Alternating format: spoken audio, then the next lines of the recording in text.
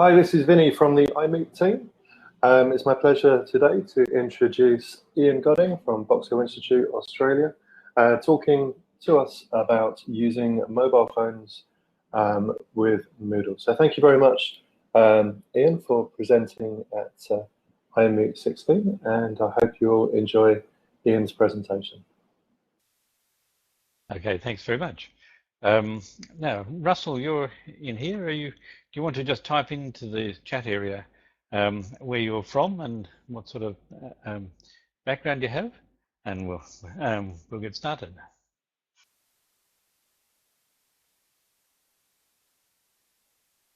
And Christina has joined us as well. So let me encourage you to type down into the chat area down there about your background and just a word or two where you're from and your background. Yes. Okay, so while that's happening, we're going to have a quick look at what's your experience of mobile phones and with your students. Why we would use mobile phones, what sort of things you can do with them, how you might use them in learning, and what sort of tools are around. And then finally we'll end up with why not mobiles. Let's move on. And so if you'd just like to just put this up for 10 seconds or so, just click on what's your experience of using mobile phones. Have you used them at all, or with students, or not? And so I'll just have to click on this one and put that up on the screen for you. So if you just want to click on A or B or C, and terrific. Right, so that looks like that. Next, so once or twice for most people, and many times for one. Let's move on to the next one and put that one up on the screen. A proportion of your students have got a smartphone, and in other polls we found that almost everyone has, but okay, one of you has, one of you hasn't. And let's move on again. And now which types? So how many have got an Android?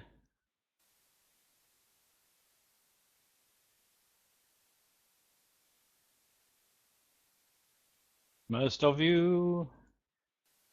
And next one is what proportion of your students have got an Apple phone, an iPhone of some kind? And all right, so mostly not in this particular group. Okay, moving on. What about Windows phones? Oh, nope, and let's see.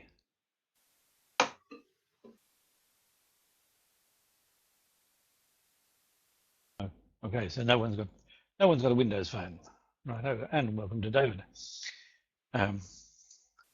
Yes, we're all just guessing. That's fine. It just gives a bit of a sense of what's out there, and I think the result of those polls is that we can't say exactly which type of hardware anyone's got, and so we have to allow for everything. And yeah, so, and welcome to Diljot too. Okay, so why might we use phones? What can we do with them? Well, partly for accessing information. And I didn't put on here Word documents and PowerPoints and things, because although you can just, it's not so satisfactory, but you can do it. But other things on here, getting the course information, and you seeing when your next lecture's on, or what sort of assignments there are that you need to do, messaging and immediate sort of connection with people, whether it be your lecturer or your teacher or your fellow students, but also videos, certainly what a whole lot of students are doing with them. But then, of course, the internet is solving lots of issues with dinner party conversations, and how long does it take when an issue comes up before someone's whipped out their phone to solve it out. Okay, but also in terms of accessing information, you might be using the QR codes, those dotty things, that you can attach to a piece of equipment or an experiment in a science lab or whatever, or to a rock to describe what type of rock it is, or all sorts of things. You can use the QR codes to quickly allow the students, to allow the students to quickly access some web page about any particular item. Augmented reality, there is another interesting one. One of our teachers in hairdressing had some posters up describing what the hairdressing course was like, and actually part of the poster actually had on a message about if you install Aurasma or have Aurasma in your phone, then you can take a photograph of this poster, and the student will start speaking to you and telling you about what her experience of the hairdressing course was like. That was a fantastic idea for students coming in and wanting to know about the courses. Okay, so accessing information is one thing, but generating information is another. So students can be generating messages to each other or to you, and vice versa. And there can be discussions. They can be doing some kinds of assignments. We'll talk about those, what sort of assignments suit particularly the mobile phone when we get onto the tools. But also quizzes, and I see that the new Moodle 3.1 and the 3.1 mobile app that's coming, or that has just come out recently, those will allow for you to do quizzes, and I think even offline quizzes, someone was saying, and surveys, so you can very quickly get information from students. So students are actually generating information with their phones. Photos, audio, and video. Of course, the phone's fantastic for its camera, and in fact, when I was in Japan earlier this year, that was my main camera, and it was just terrific, always there, and especially with its ability to do the high dynamic resolution. The photos were terrific. Audio, they can be using that, and we'll talk about how and why further on. And of course, they can be generating video, though video can be very large files, can't they? But the phones have got other sensors on them, the accelerometer and the GPS, and so you can be using it to find out where you are and to document data that you're collecting. Some people are using the accelerometer in the phone for physics experiments, and that's another interesting option. But of course, it's another big reason is that it's the technology that students are familiar with. They're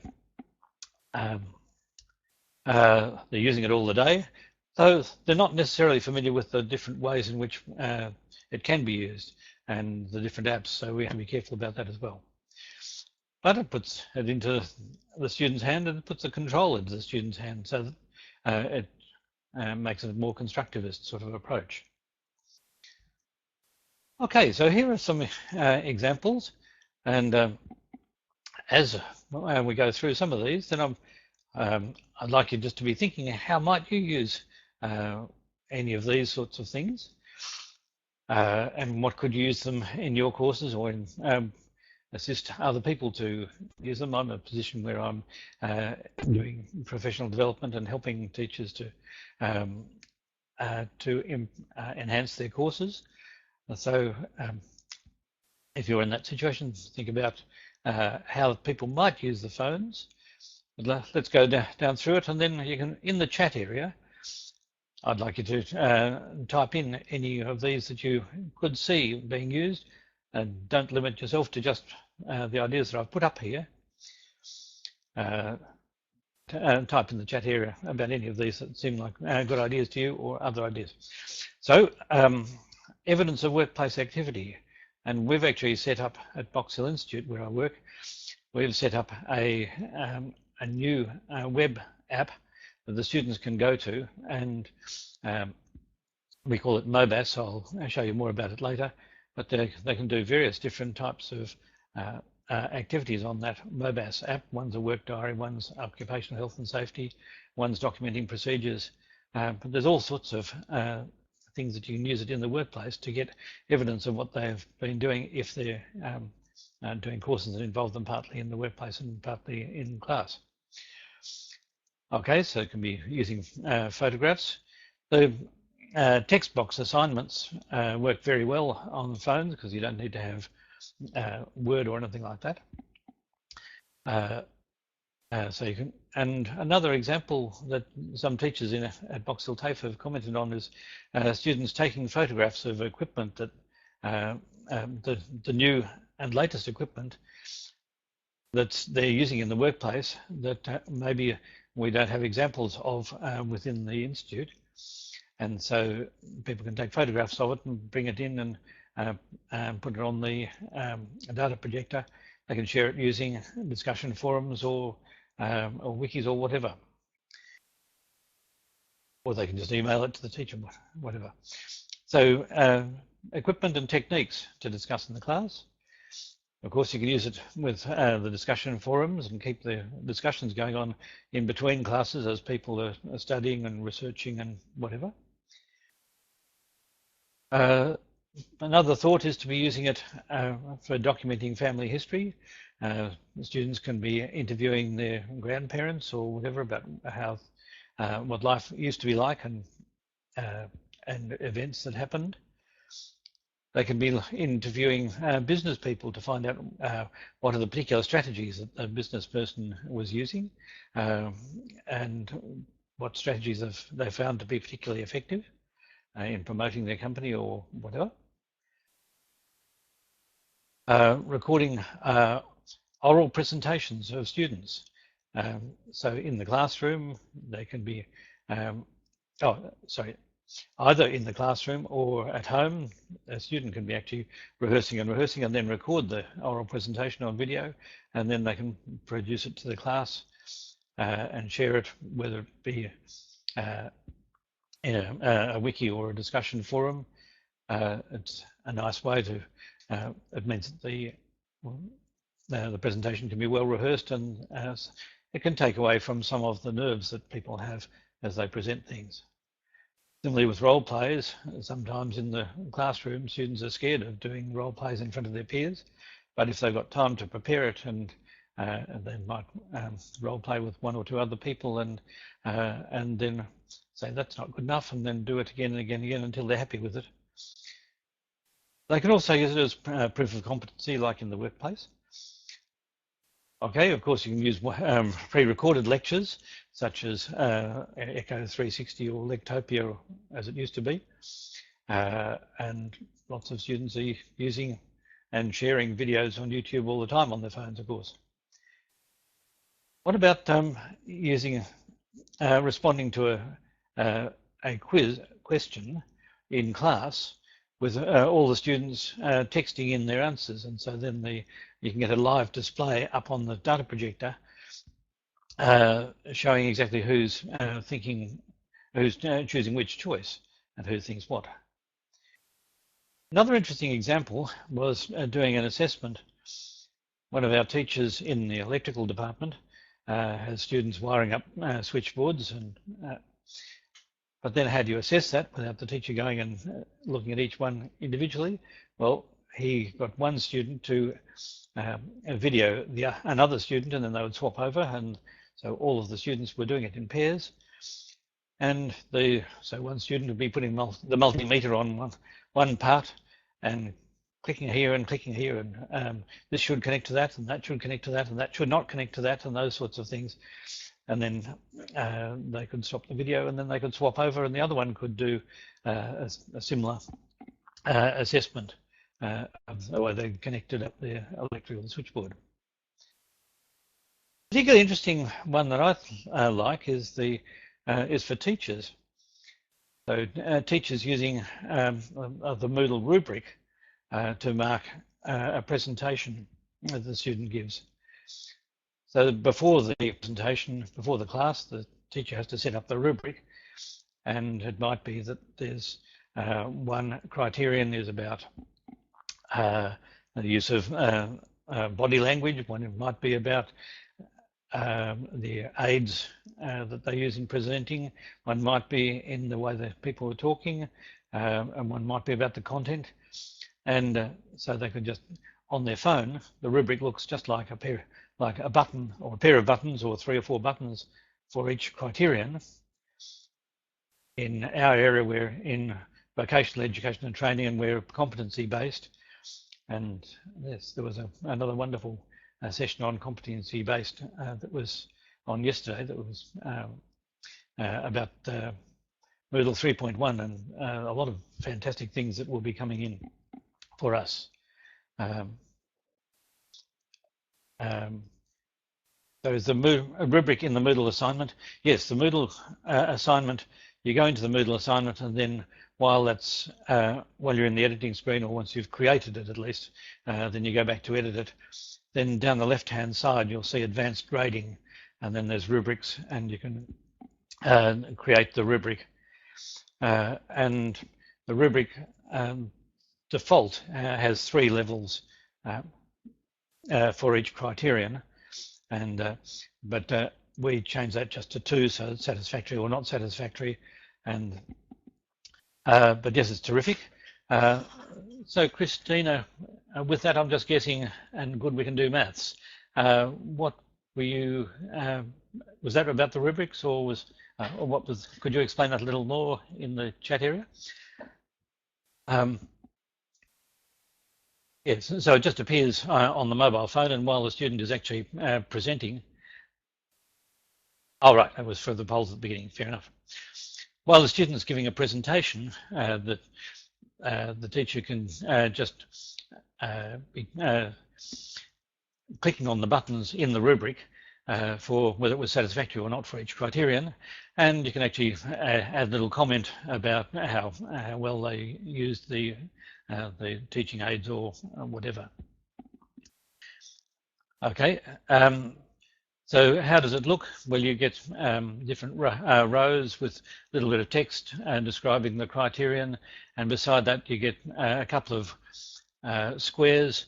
One, and when you touch it, it goes green to show which one you selected, and then on the right-hand side of that, there's a space for a comment if you want it.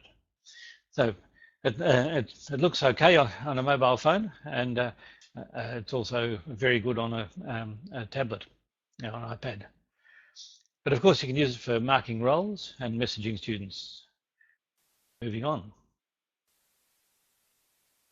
Okay, so where might you use it? And students spend a lot of time on the train or the tram or whatever. They use it when they're jogging. They might strap it onto their arm if they're energetic, an energetic jogger. Another thought is quite different. Using something like WizIQ or Big Blue Button or Skype to bring some overseas expert in, or an interstate expert, or someone's in town and they're happy to give you 20 minutes, but they're not happy to spend 2 hours traveling and all. But if they can do it from their workplace, they might be happy to come into your class, and I think we should be doing that sort of thing a lot more. In bed, there's a really interesting teacher called Andrew Douch.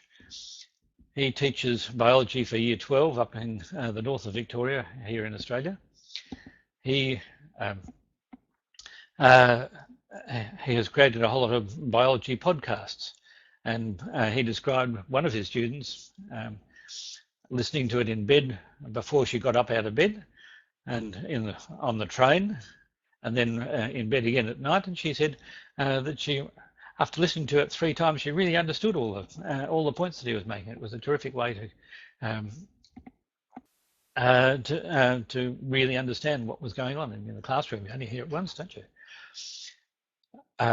and he puts the content into the podcast so that the classroom can be an active, interactive, pardon me, it can be an interactive event rather than just dissemination of information. So it's a flipped classroom kind of approach that he uses, and he finds it extremely effective. He, as part of his presentation, he said, well, first of all, in my life, I love my family, but second of all, I love statistics.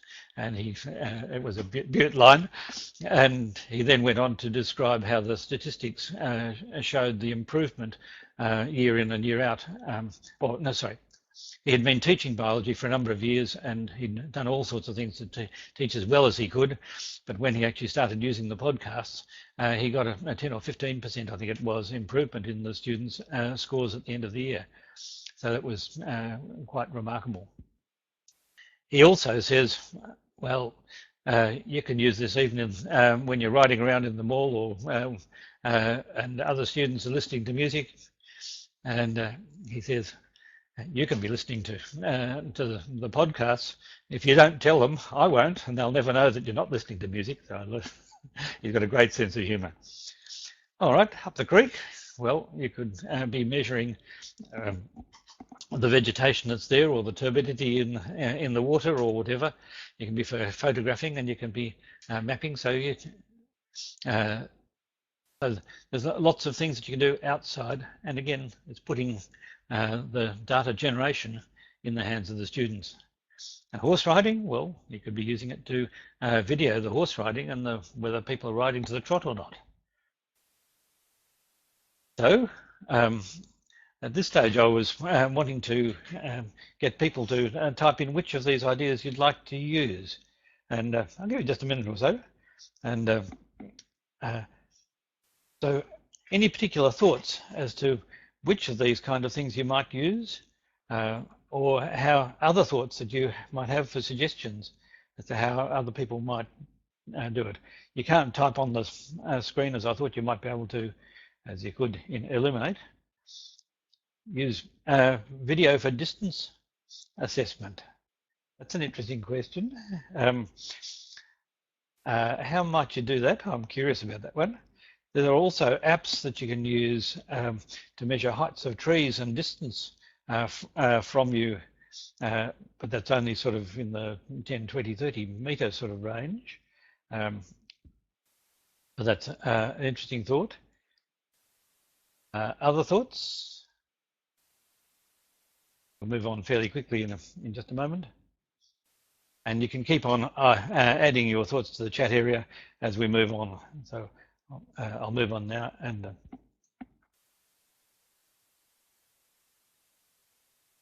all right, you get students to send in video so that you can assess their performance. Fair enough. Okay, so what sort of tools do you have within the phone? First of all, without any extra apps or anything added, using the phone browser. Yep.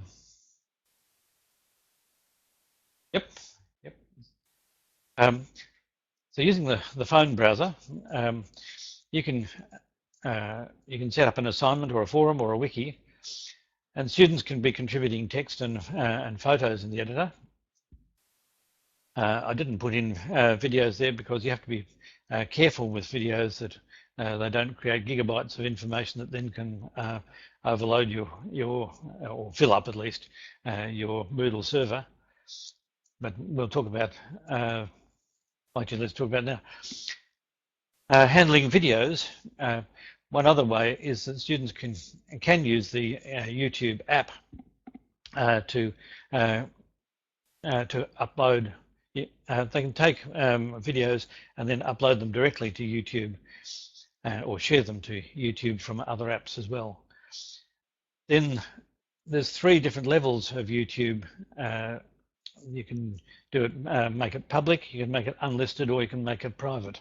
Private's not so good because people have to have a YouTube account, and there can only be 24 or 36 or something as it used to be. I think it's still the same. But the best one is not to make it public, but to make it unlisted. And so then there's a URL that refers to that particular video that can be put into the Moodle assignment or forum or wiki, and other students can click on that and see it from YouTube.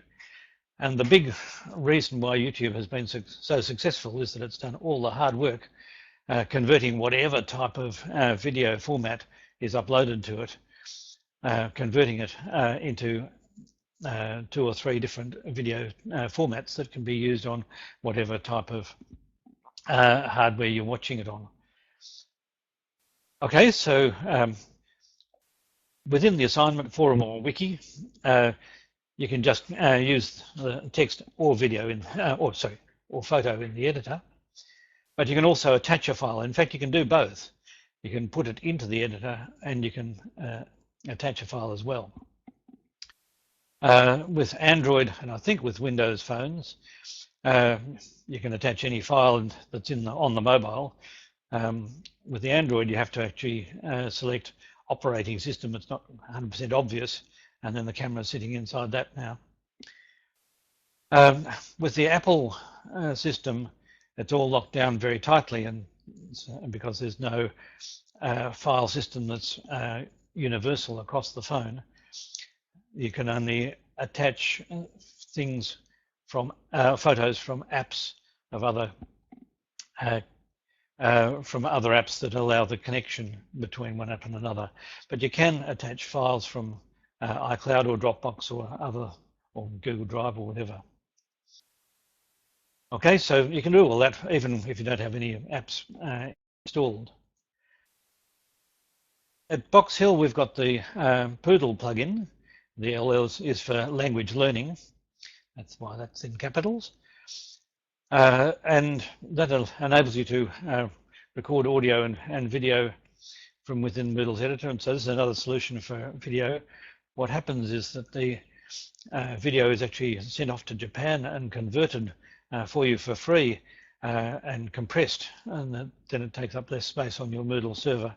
So the student doesn't know that it's actually being sent off to Japan and back again. And the recording audio is very handy in the Poodle plugin too. It creates the MP3s that can be used everywhere.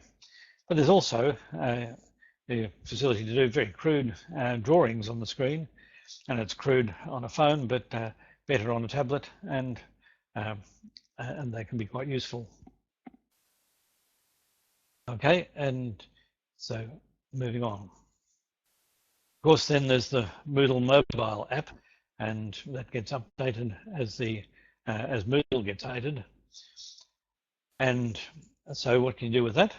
Well, first of all, it's free, and it can be installed on Windows or Android or iOS systems. And so I've put in there a screenshot of some of my courses where I'm helping people out.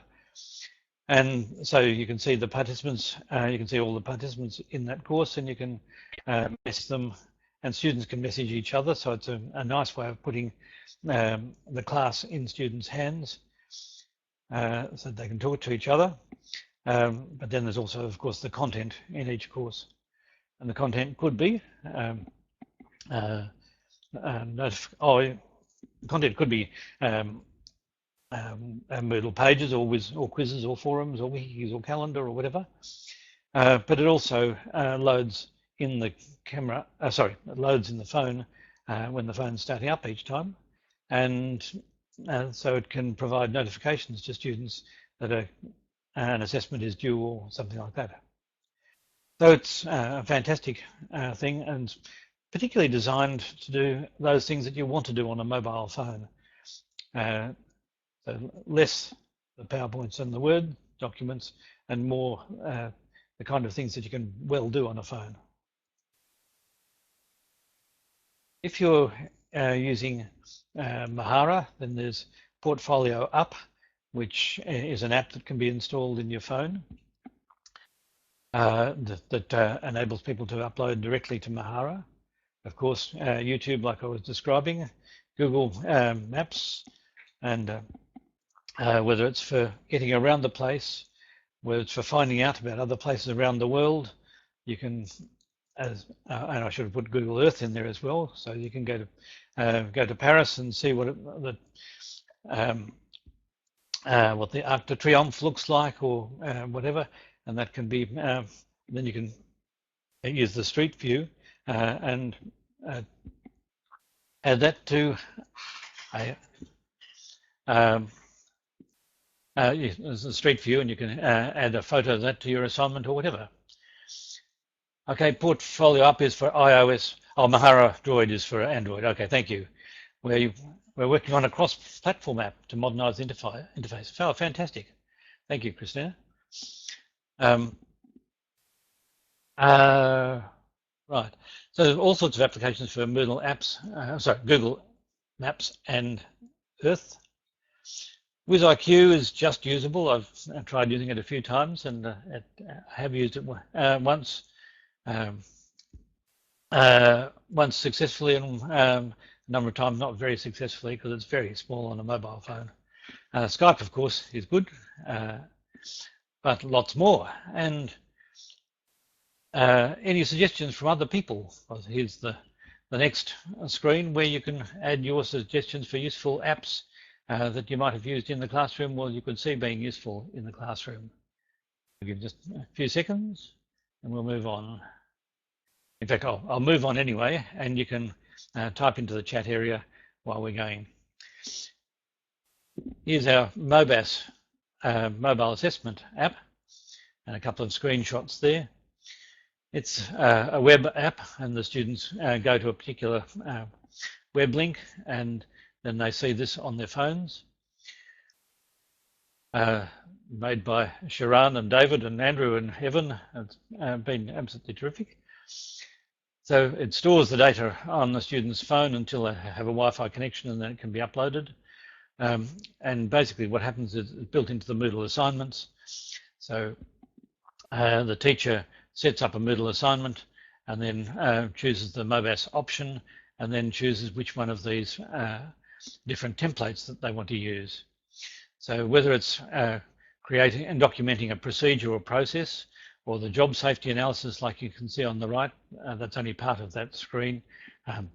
But they've got sliders where they choose the likelihood of the risk, or the likelihood of harm, and what sort of control measure that might be used. And there's also text boxes a bit further up the screen to describe the particular dangers and the situation. Demonstration checklist. That one's an interesting one, because that's for when an assessor goes out to the workplace, they can beforehand put in the criteria that they'll be assessing students on in the workplace. And it's got a password protection system. So in the workplace, the student gets out their phone, and the assessor takes the phone, puts in their password, and assesses the student. And the student does the demonstration, and then the assessor assesses them and then saves the work, and it goes straight up there into Moodle. Okay, and there's a few other ones that are in there as well. Okay, so just quickly looking at the chat. Offline access is great because you can still work on your activities whilst on the train. Yes, great idea. And then sync it up to the LMS later. Yes, and there are lots of places with no Wi-Fi indeed. Yes, okay, great. So, and the hairdressing students were having to make appointments and learn to make appointments, and so we added the scheduling option into the MOBAS. Okay, so why not mobiles? Well, of course, obviously the small screen and limited data and limited connection and all. But if you're operating in their hands, then there's the distractions from Facebook and students texting them, and but that's part of life, isn't it? They've got to learn to control all that. It may be harder if it's all in their hands, maybe easier if we put them in a safe spot that's out of the distraction areas. Mobiles can draw us together. We can share things, or we can be isolated in our own worlds. Okay, what do you do for students without functioning or suitable phones? You have to work out how you're going to get people working together in groups or pairs or whatever. So there's all sorts of different compatibilities. Yes, and non-standard device properties indeed. Different, yes, it's always a big problem. But it's real world problems. But how much do we want to slow down our learning while we're encouraging our learning? How much do we want to slow it down by having all sorts of configuration and layout issues? And yes, the teacher can't be a help desk for everything that goes wrong. The teachers are teachers and specialists in their areas. They're not specialists in mobile phones, so that's a problem. I've talked about Word and whatever. However, there's Google Docs can be very effective, and I haven't seen Office 365 working on mobile phones, but I dare say they've been doing a lot of work on that. And of course, student bandwidth charges, and we'll talk about the others. Office 365 works well on my Android, says Russell. Fantastic. Oh yes, and outdated devices not having the right Android version or whatever. Yes, all of those things can be problems. And I'll just end up there with the question of where's the morality and rights in here? Do we have the rights to use or demand use of student phones, or do they need to modify them for our learning? And where's the boundaries there? In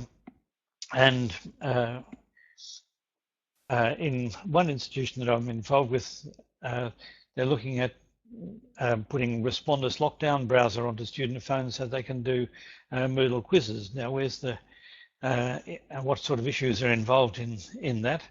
In fact, they were putting onto student laptops. So, where are the issues involved in that? Various sort of questions, and allied to that one, a very interesting other solution, which Matthew Hellier has got. Some people who are doing the Transforming Assessment group and their webinars may know of his system, which has, he's got a little box that you can put 50 USBs into and access them as if they're just one series of hard disks and disk drives, not hard disks, disk drives. And you can put Moodle and an operating system onto each one of them and particular quiz questions. Then you can give them to the students. The students log in or boot up their laptops using those USBs. An amazing idea. And then they use their Moodle from that USB. And then at the end of the exam or whatever it is, they save their work on that USB. The USBs all get collected, plugged into this, or 50 of them at a time get plugged into this little box. And then a script can be run that extracts the information out of the quizzes. So it's quite a wonderful sort of idea, and but that's more about laptops and not student phones, but just an interesting one. Installing an app is a modification. It requires the students to accept the terms of and permissions, and not something you can insist on in ANU. Fair enough. Okay, well, that's brings us to the end of the presentation. So tell me what sort of questions do you have, and how's it been for you?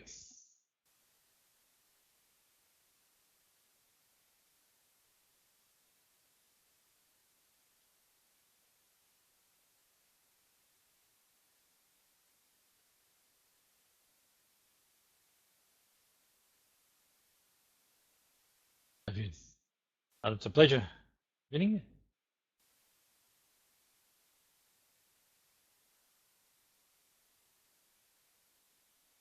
So if there are any questions, then we'll wait for a moment for people. Oh, here we are. Do your students engage more than when they can do activities on their mobiles? Well, I'm actually in the situation where I'm helping other teachers rather than doing it myself, so I can't tell you that directly. I don't know what other people's experience of that is. It'd be interesting to know from other people. Is it possible to record a multi-way conversation and submit it as evidence of group work? Oh, with people in different places, do you mean, Russell? I don't know of any facility. Oh, well, you could do it on Skype, couldn't you? That'd be a great idea. As you could have Skype conference calls, and people could be doing that in different places. Okay. Okay, when they're out on internships, great. And all right, yes, geographically distributed group work, good one. You use one of the webinar apps and store the video in Moodle. Yep, either the video or the audio. Yep, good thoughts.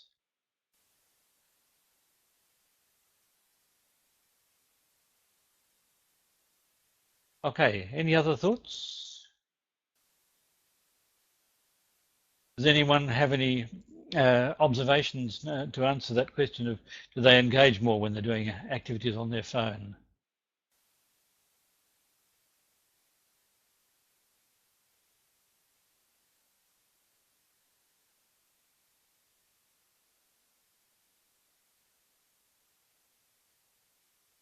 And yes, ethics of recording in a workplace, or and then yes, that's a good point. If there's a complaint or concern, and how public the recordings are would be another issue. If they're in Moodle, then they're only accessible to the students within the Moodle unit, but or with the group if you want to lock it down to particular groups. Yes, the podcasts, having podcasts for the flipped classroom is a fantastic way to go, and then students can just do it again and again. Indeed. All right, schools and hospitals. Yes, so it's a matter of how much do we embrace it and how much do we try to control the use of the mobile phone in class, and there may be some areas where you could actually specify that students can use mobile phones in particular classes or something like it in the school, but you'd have to work with the other people in the class. Oh, and I very much agree with 3 or 4 minute videos. There's nothing worse than seeing an interesting video and you think, oh, there's some great topic that's inside that video, and then you find that it's 3/4 of the way through an hour-long video, and it's hard to find and all that sort of thing. So it's much better to have lots of short videos, and each with its own clearly labelled topic. All right. Students generally watch less than 6 minutes. What does that mean for our classrooms, eh? How long do they watch the teacher for? Yes, indeed. And maybe the teacher's less interesting to watch than a video that's well designed. Okay, so. Right, it's like lecture recordings that they can download in one chunk. That's fair enough too. So that's the other side of it. Well, thanks very much for your participation. I think we'll call it a day at that point. So, hi, this is Vinny from the iMoot team. Hi, I thought I'd just jump in and say another thank you to you, Ian. Great to have you along, and I hope you enjoy the rest of the iMoot.